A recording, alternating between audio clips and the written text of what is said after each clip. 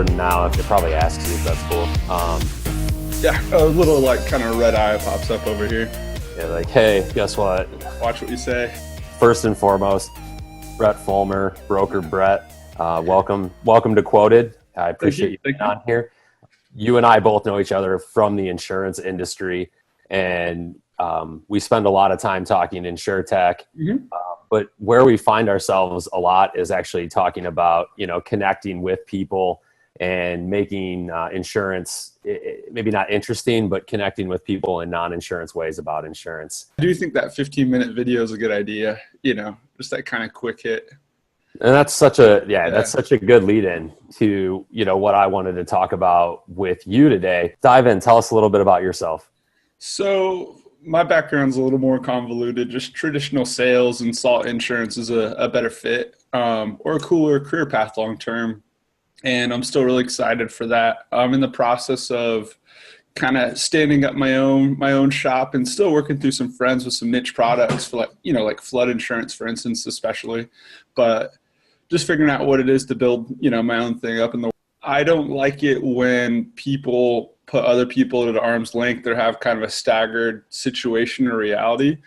And sometimes around the insurance space, I kind of got that feeling of kind of white collar versus traditional person, or sometimes couldn't be bothered. And it somewhat bugged me. And that's not everybody, it's a few cases. And I think there's good and bad players on both sides of the industry. There's consumers too, who run people around, who chase pennies, who make false claims, but there's also brokers who can't be bothered, so trying to bring both sides of the table for a mutually beneficial relationship, I think is the theme we've both been chasing, and to do it light and to do it with technology, and easier said than done from, two guys on the outside.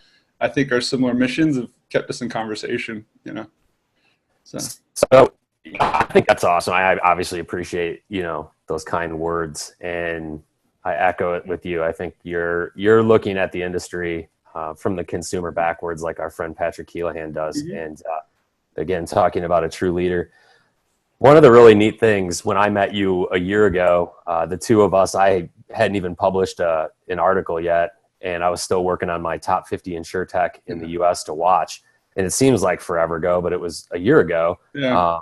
You were in a different spot. Hedge quote and what I was doing was in a different spot. But if you fast forward, you're hosting a podcast, a video podcast on a bi-weekly basis with somebody that I've admired from the minute I got into this conversation, Nick Lamparelli.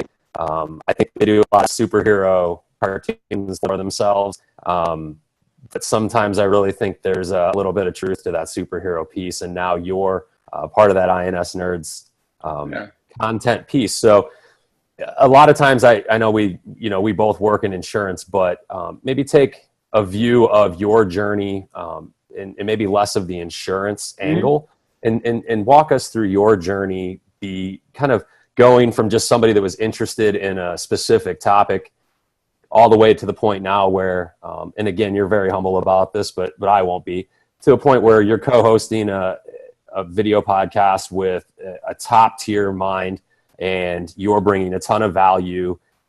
Walk me through that process, if you will. And I can already see you smiling because I know you're going to be humble, but share if somebody's looking at that, what does that look like? Whether they're in in insurance or not, if they're wanting to get involved in a podcast or wanting to get out there, what did your journey look like? I was just laughing because I'm trying to learn how to take a compliment, so I won't deflect myself too bad. But I know Nick, if we called him top tier mind to his face, he'd be like, me? He's a great guy. Nick Lamparelli.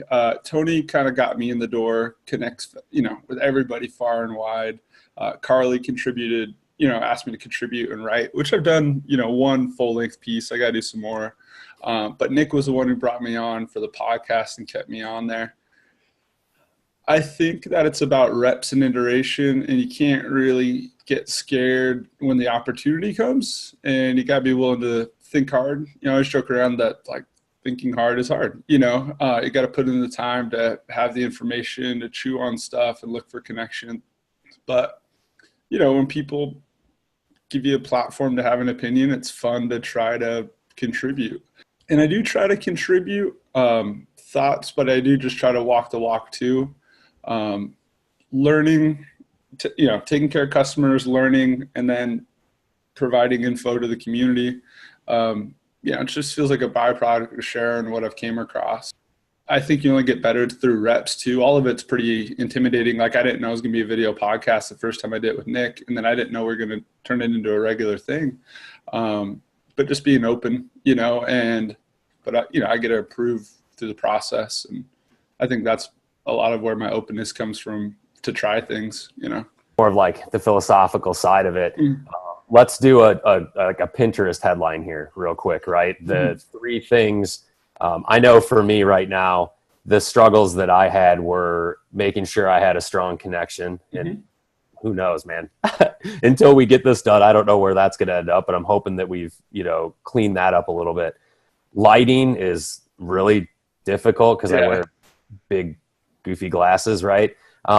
And then my wife, I just told you before my wife's like, oh, you're doing videos now. Okay. Yeah. Here's a background from eBay next day. Right. So, what are give me 3 things that are more of the production side of it. Give us 3 tips as far as getting in there. I know you got me onto Zoom Pro through Nick. So something like that. Give us a little bit of insight there if you don't mind.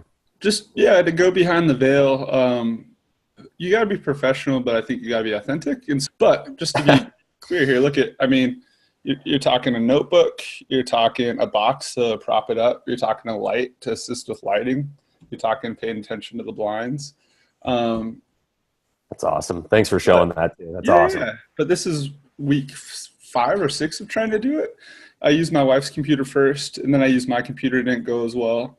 I used my headset. I didn't like the volume as much. This is a $20 mic I got on Amazon. These are $10 headphones. But, you just kind of put the pieces together, not a ton of effort, but just intentionality. And I swear it's reps and iteration. You can't see the gaps until you keep going, until you make the turn. And then you just do your best to fill them in reasonably, So here's another question I have, because I know that you've referred a handful of people to Nick's podcast. Obviously, you've had me on your video podcast together. What are some of the things people sometimes reach out to me and say, hey, I've got a really good story to tell, but I just want to get it out there. And I'm always really receptive to that. I'm interested in those stories. What are some things that Nick and you discuss, maybe behind the scenes? What are some things that you discuss when you're planning for guests? I know when you had me on, we all had a really kind of close, almost daily contact with each other. But what are some things that you look for when, again, searching for a guest for the podcast? We've never actually talked about it too directly. I could only speak from my own perspective. I think just natural chemistry, people we like, people we find interesting. And we do have an unstructured format to what we're doing. There's like talking points, but there's not really like a list that we're going down.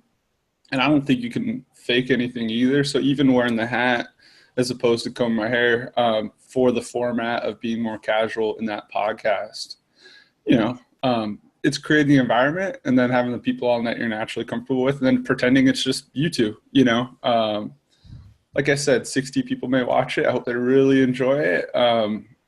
There's always going to be people who look at your stuff like you can do no wrong. And there's going to be people who shoot holes, and you actually need some of the hole shooters sometimes. I find that in my own life. I need the truth speakers, because I tend to try to be nice so everyone's nice to me. But sometimes I need somebody to be like, go make a phone call, get off your butt. Like, you're doing activities, but you're not being productive.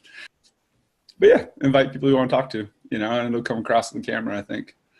I like that. No, I like that. And I think that's something that you're doing really well. When you take a look at the broader landscape and the ability to connect with your target consumer, where do you see video versus audio, and where do you see that fitting in the long run across all industries? Is this something that's an advantage? Is this something that's a necessity? If you're comfortable with it, advantage. Potentially it's a quicker medium. Video of all the mediums probably can be the most broadly impactful and consumed right now. You're certainly somebody that I think is living a quality life and looking out for other people. There's no doubt that you're really just hustling hard and doing going above and beyond, if you will. Inspirational. I think you always take it for granted, the amount of back end, backroom work that really you bring to the industry. I know that you interact beyond just your day-to-day bread and butter insurance practice, but you also consult insurtechs on the side, so to speak. Yeah. How have you been able to kind of extend beyond just the fact that you know insurance and get into a place where now you're, again, helping these companies build into the industry? I see these projects that I work on insurance, and just these bells and whistles will go off, and they'll be like, that's not totally how a broker's going to look at it. And I sort of accidentally just get myself in the conversation kind of ahead of my skis. And then it's just keeping the conversation going. Take a ton of time. Working on is getting kind of at a cooler level. But at first, you're improving as much as you're helping the startup improve, because you get to see their interaction, the ecosystem. You get to see what their experience is like working with carriers. And you get to help coach them through. Yes, I want to help, but also it's sharpening my own sword too.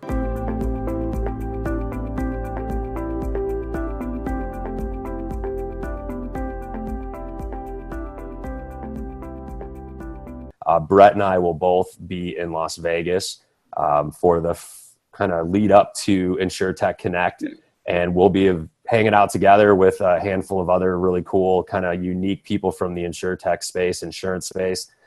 So if you are going to be in Las Vegas for that, get a hold of one of us. How can people get a hold of you? Because I really think it's not an insurance thing with you. There's value that comes from just what you've gone through that expands far beyond the insurance industry. So how can people get a hold of you? How can they follow you? I'll obviously post all of your contact info in the show notes, but yeah, give us a little send off here, how we can get in touch with you. And yeah, of course. No, man, you helped me believe in myself very early on. So I appreciate that. LinkedIn, just Brett Fulmer, BRETTFULMER. Broker Brett, with 2 T's, is a kind of a Swiss Army knife I built for myself to collect forms when I worked at the insurance office, but it's kind of turned into a platform to launch my own things. Broker_Brett on Twitter is another fun one. But yeah, really open to connecting, helping out on projects, and looking to build up my own brokerage in Southern California too. So always happy to talk to seasoned vets as well, talk to brokerages that have been around a long time, and happy to share my 2 cents on what's going on in the digital side of the ecosystem. And I could always learn on the traditional side. So we all, there's a place for us all to help each other out there. So yeah. Looking forward to the connections this brings, man. Thanks for getting me on the platform, and looking forward to seeing where this goes. It's exciting. Thank you for coming on. Absolutely. And no, thanks again, buddy. We will talk very soon. And in the meantime, check out Brett and Nick Lamparelli's show, Attachment Point, on YouTube is Brett Fulmer, Broker Brett.